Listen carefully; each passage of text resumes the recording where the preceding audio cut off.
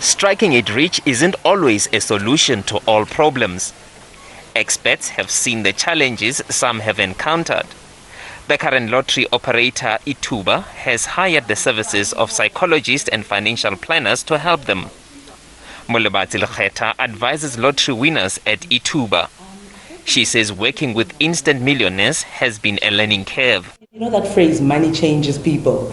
It really does, because with this winner, when I spoke to them before their winnings, it was a humble gentleman, very down to earth. And I think he didn't believe that this was really happening. And once he saw the money, I swear he had a godlike complex, He completely became somebody different. But what I also see is that a lot of people are paranoid. I see a lot of fear. They don't know what to do with themselves, and they fear more for their lives than actually losing the money.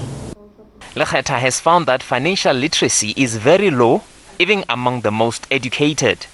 Financial literacy in South Africa is still very low. It's a concern. I think how we view money, how we value money, and what to do with it is something that we're still very uncertain of. So one of the things that I try to do, and that's actually what one of the key factors that brought me to start Botoka Financial Services, is empowering our people on financial literacy. Even people that are in top positions, that are educated, and that are employed, still lack a lot of knowledge. Lottery winners don't always listen to sound advice. This client, there's actually two. There's one that we had a plan, a solid plan, wanted to get into a property space. I said, yeah, sure, go into property, buy one and manage that one. See what it's like to own properties, the pros and the cons. And, so the client had their own idea and went and bought multiple properties. And now they're in a position where it's not bringing them an income. They're stuck with that property. They can't sell it. They don't have tenants. So they are losing money because they're constantly having to spend money on maintaining that property. And of course, there are huge tax implications. And another important thing that I find a lot of people don't know is that when you come into a lot of money like this, it's not just about investments. There is tax implications as well coming into that space of being a high net worth. There is estate planning that you need to look into, doing your will. So it's a holistic approach that you need to look at. And that's what your advisor or whoever speaking to you about finances needs to make you aware of.